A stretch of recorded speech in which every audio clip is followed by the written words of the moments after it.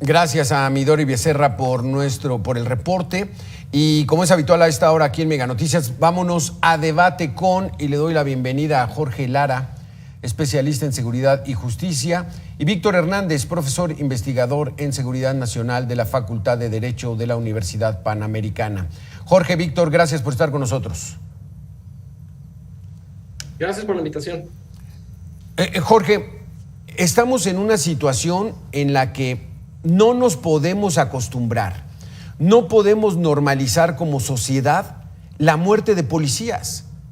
Ya comentaba yo, en Estados Unidos, por ejemplo, es muy penado el que agredan a un policía o que lo asesinen.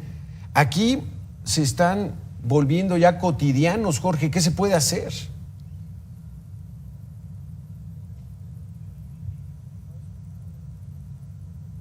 Tu micrófono, Jorge.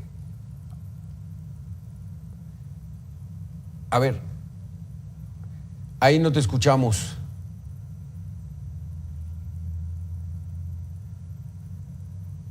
Ahí. No, vamos contigo, Víctor. Vamos contigo entonces, Víctor. ¿Qué se puede hacer, Víctor? O sea, la policía está para cuidar a la ciudadanía. ¿Quién cuida a los policías? Las policías están sin duda abandonadas desde el inicio de la guerra contra el narcotráfico, fundamentalmente porque la estrategia que se ha enmarcado en los últimos 3 sexenios es una estrategia federalizada que pone el acento operativo y la prioridad presupuestal específicamente en las corporaciones federales, y en ese sentido muchas veces las policías locales acaban siendo quienes lo pagan, pues en primer lugar porque son mucho más numerosas. Hay más de 200,000 elementos policiales en este país, de acuerdo con el INEGI, esto a nivel estatal, que incluso si lo comparamos al máximo de personal que tuvo la Policía Federal, pues bueno, al ser más en cantidad las policías locales van a tener mucha más incidencia de este tipo de fenómenos. Claro. Yo en particular, para darle seguimiento a este fenómeno, les recomiendo darle una consulta al proyecto Azul Cobalto que lleva Daniel Tagle. Él es un especialista en uso de la fuerza muy prestigioso en México, que documenta no solo las agresiones, sino también problemas como los suicidios, problemas de salud mental, agresiones que a lo mejor en un contexto fuera del entorno laboral también sufren los policías. Y en ese sentido, lo que vemos en México es que las pólizas de seguro, el presupuesto para protección balística que recibe el personal en realidad no responde a la realidad operativa. En realidad, por ejemplo, policías locales como las de Guanajuato o las de Michoacán o las de Tamaulipas tendrían que tener equipamiento mucho más sofisticado que responda a la realidad de las emboscadas, de los atentados con drones, de los explosivos, y pues bueno, eso en realidad no ocurre, muy por el contrario. Incluso esta administración mandó a desaparecer el Fortaseg, que, a ver, aunque no era el fondo con el que se sostenían las policías municipales, sí era el que se utilizaba sobre todo para complementar ciertos gastos de adiestramiento y de equipo, y bueno, todo ese dinero ha ido a parar específicamente al Ejército Mexicano, ahora bajo el disfraz de la Guardia Nacional. Es que aquí la situación que toca es un punto muy importante, Víctor. O sea, las policías locales son más vulnerables. Si vemos que emboscan a elementos de la Guardia Nacional que van muy bien protegidos, con armamento también muy fuerte para repeler los ataques del crimen, y los asesinan, Jorge, pues ¿qué va a hacer un policía municipal o un policía que no tiene la protección? Desde luego, y yo creo que el estado de desproveimiento de las policías estatales y municipales también tiene un componente de contextualidad social. Desafortunadamente, el abandono del elemento policíaco, que se acendraó mucho en esta administración por concentrarse en habituallar todavía más al ejército mexicano, pues también tiene un correlato social. Es decir, la sociedad también, de alguna manera, ha permitido que el gobierno realice este desencuadre de prioridades, en donde, como tú lo has señalado, en muchos lugares la primera línea de defensa de la sociedad es el mismo elemento policíaco, y es inaceptable institucional, jurídica y socialmente cualquier tipo de agresión a la policía. Acá en México muchas veces se vive una revictimización cuando se agrede o cuando pierde la vida a un elemento policíaco del nivel municipal o estatal, y muchas veces hasta la gente piensa o se desliza que probablemente es que el policía, el elemento policíaco, estaba en malos pasos o de alguna manera estaba involucrado, con lo cual se pretende hacer una atenuación de la gravedad del asunto. Sí. Creo que así como ha sucedido en el sistema de justicia penal de nuestro país y en general del sistema de justicia, en donde existe, por ejemplo, el principio de perspectiva de género para atender prioritariamente los casos de violencia en contra de la mujer o el interés superior de la niñez, que también enfila y dispone recursos para atender a los niños y a los adolescentes. En nuestro país debería de existir una perspectiva de atención a los cuerpos de seguridad de manera prioritaria. Cuando se realiza la Ley General del Sistema Nacional de Seguridad Pública, ese fue precisamente uno de sus objetivos, el crear esquemas homologados de reclutamiento, de capacitación, de formación profesional, de reconocimiento, porque hay que decirlo, la inseguridad o esta violencia de la cual también son ellos presa o víctima, pues también tiene correlatos en el ámbito de las prestaciones, de los sueldos, del reconocimiento social, y aquí también hay que reconocer ejemplos exitosos en donde, por ejemplo, algunos gobiernos, haciendo un esfuerzo presupuestal extraordinario, reconocen a sus policías, caso, por ejemplo, el de Yucatán, en donde hay becas para los hijos de las policías, en donde hay seguros médicos, etcétera. Sí. E insisto, esto debería ser homologado a nivel nacional, todo un esquema de protección y reconocimiento. Porque, Jorge, estamos llegando a la situación de que muy pocos quieren ser policías en este país. Vamos a tener que hacer una pequeña pausa de 2 minutos. Regresamos con este tema. La Guardia Nacional hizo una convocatoria para que muchos elementos se integraran. No se integraron muchos. Víctor, Jorge, regresamos en 2 minutos.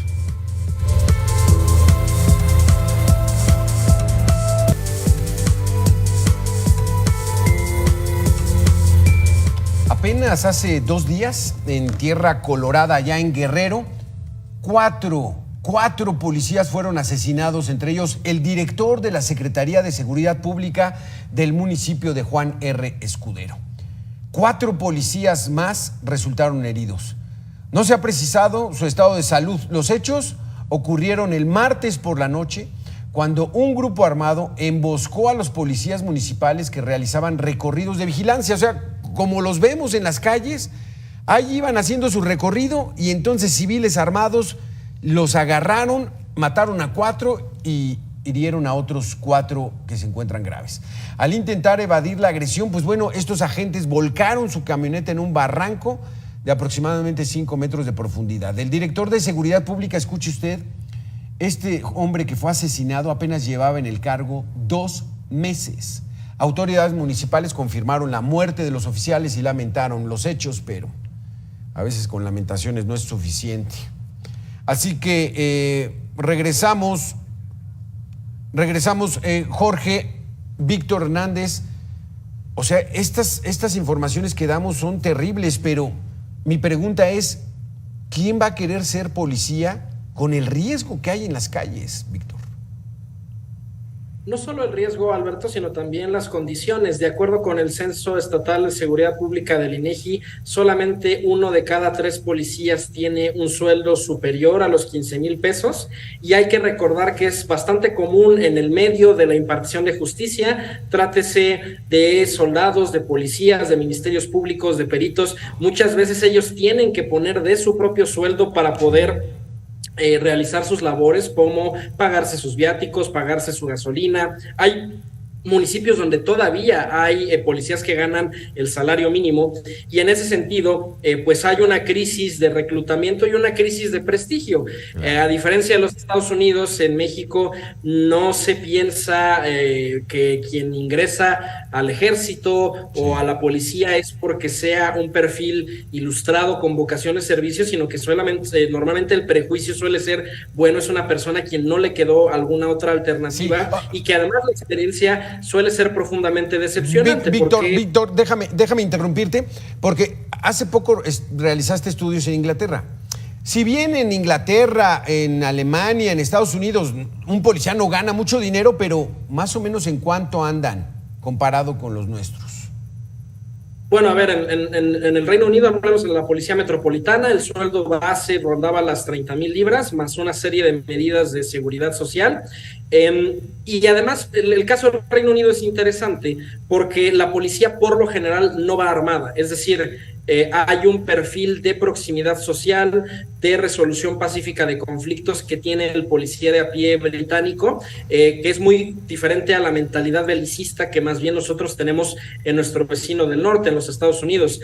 Hay mucha añoranza, por ejemplo, en México, de militarizar las policías. Ese fue el caso, por ejemplo, de Fuerza Civil, ¿no? Se le presentó como más eficiente por estar militarizada o por tener instructores militares. Mucho de la indumentaria y de la mística militar se exporta al mundo de las policías, pero eso tiene también sus consecuencias. Está, por ejemplo, a punto de salir la película Heroico, que narra las vivencias del adiestramiento militar.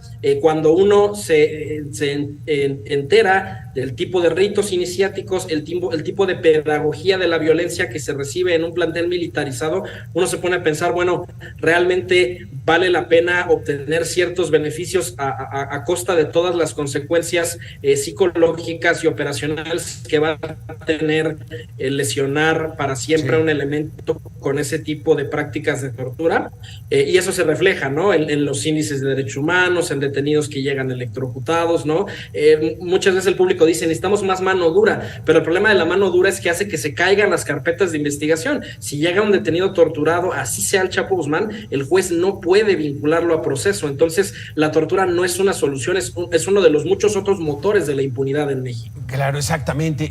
Jorge Lara, porque no sé, esa argumentación de que todo se haga por amor a la patria y que primero los pobres, cuando lo que debería hacer es remunerarse bien, ¿no?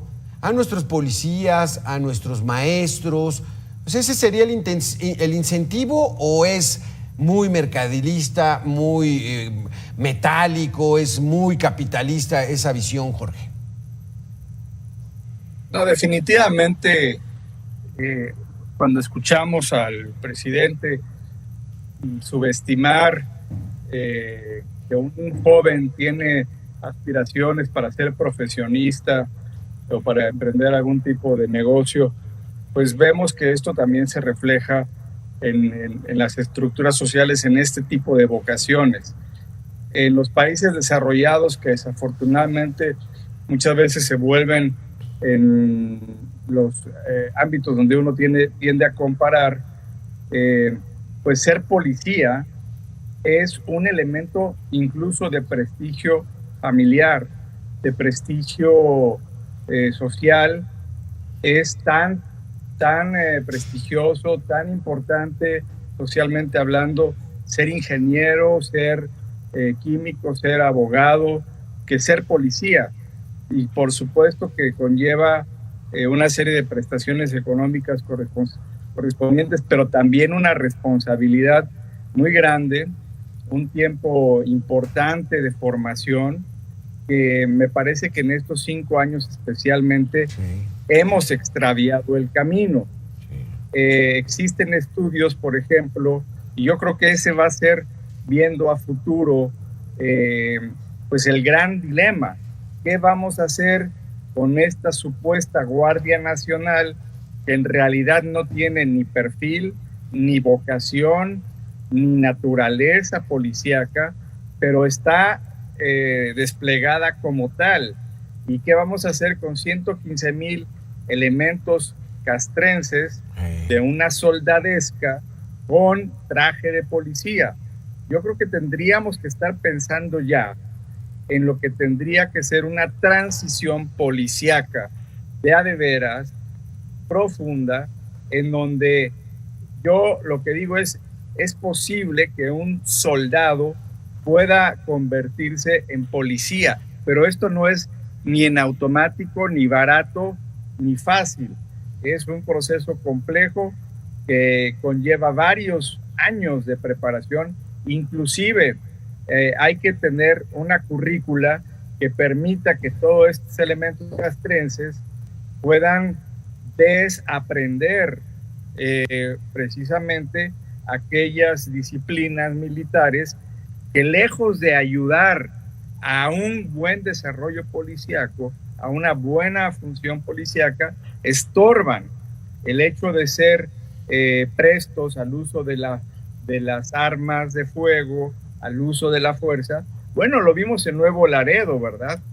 Los miembros del ejército es lo que saben y para eso fueron preparados, para abatir al enemigo, y no les hablen en los momentos de persecución de derechos humanos, de comandos de orden, de graduación de uso de la fuerza.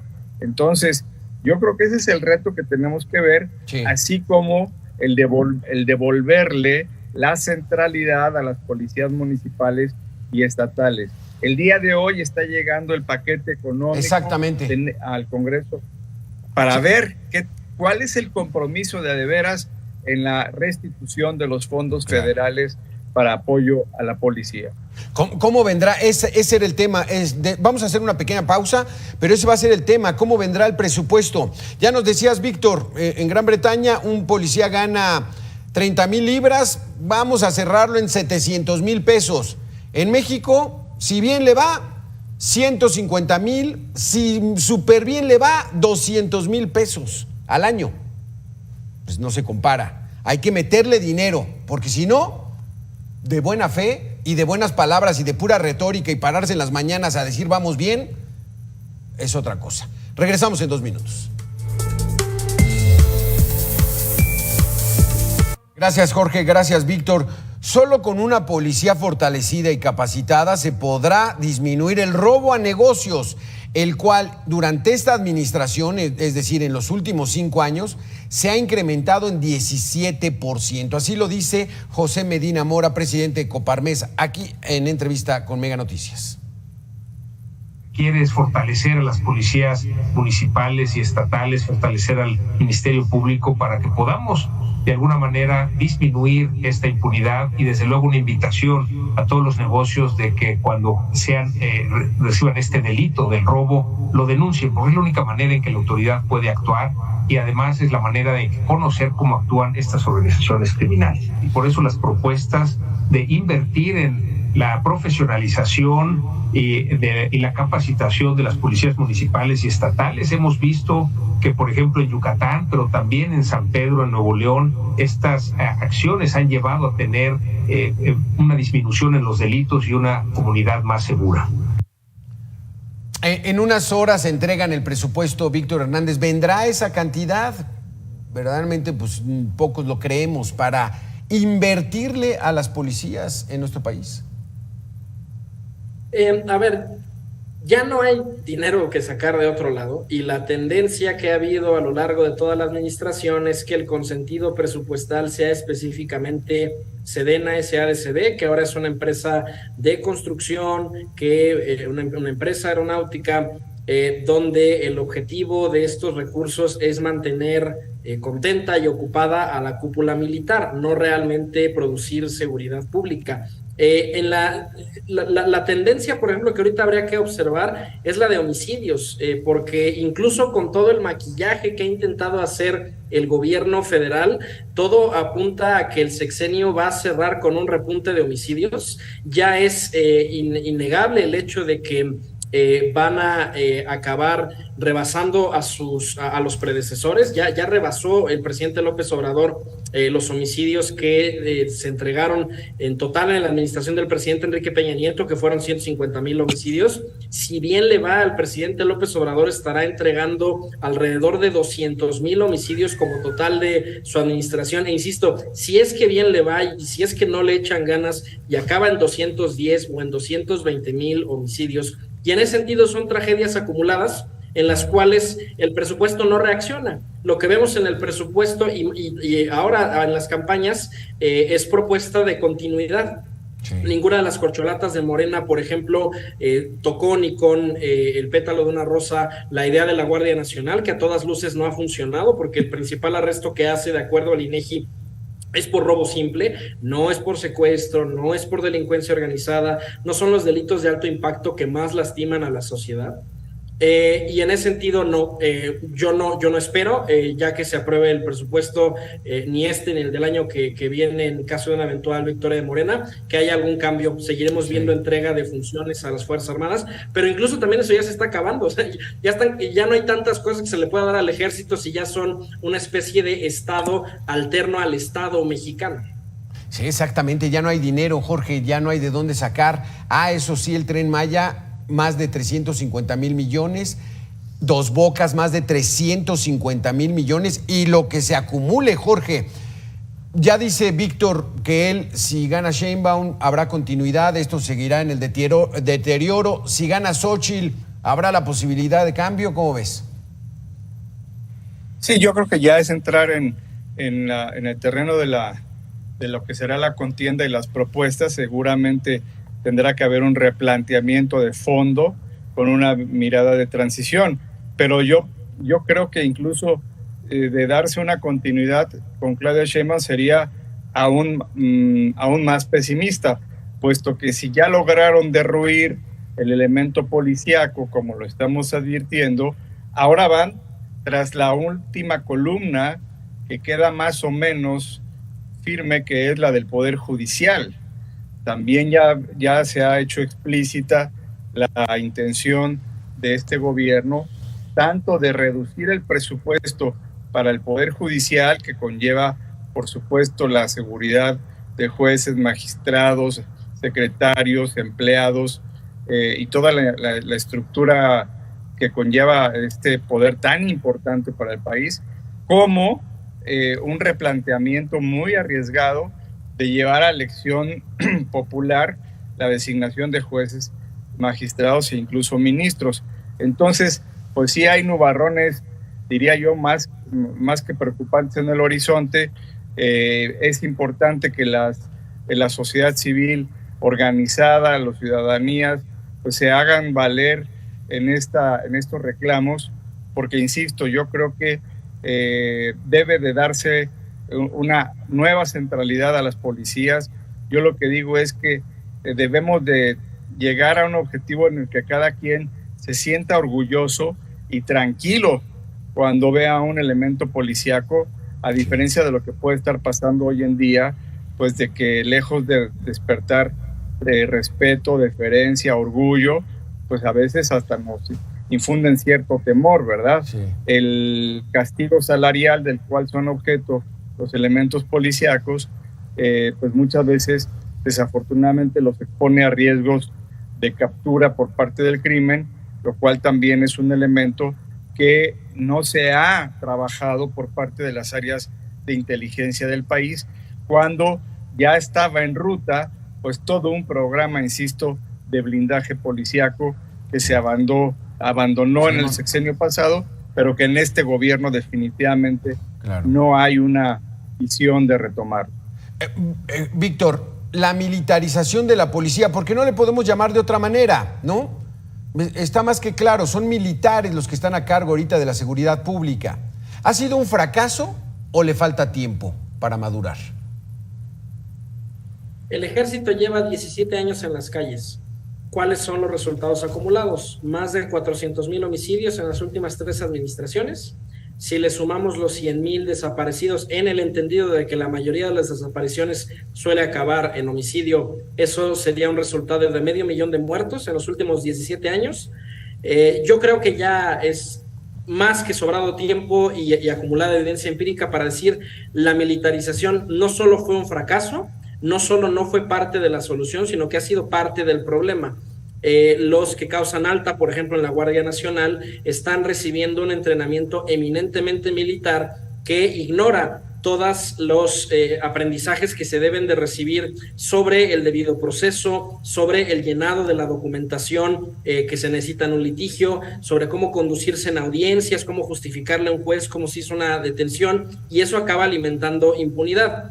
Vuelvo también a esta película que está generando polémica de Heroico. Si desde los planteles de educación militar te enseñan que lo que se espera de ti como soldado es la tortura, el uso más discrecional de la fuerza del Estado mexicano, cómo eso no va a acabar erosionando la confianza en las instituciones del Estado, porque si tú torturas a la persona equivocada, le fabricas un delito a la persona que no era la que estabas buscando, eso acaba haciendo que las comunidades no quieran tu presencia, no te reporten inteligencia sobre cuál es el movimiento de los criminales, e insisto, porque arruinan los litigios. La gente puede ver con mucha alegría que golpeen a alguien, el video de la combi, que le den una tranquiza al ladrón, pero el problema es que eso, a la hora de litigar un caso, vuelve casi imposible que se alcance una sentencia condenatoria. Entonces, se vuelve un círculo vicioso. ¿Por qué golpeamos y celebramos la tortura del delincuente? Porque hay impunidad. Pero entre más promovamos la conducta, vamos a alcanzar todavía menos sentencias condenatorias del número ya de por sí risible que se alcanzan todos los años. Y tampoco ese tiene que ser el indicador de éxito.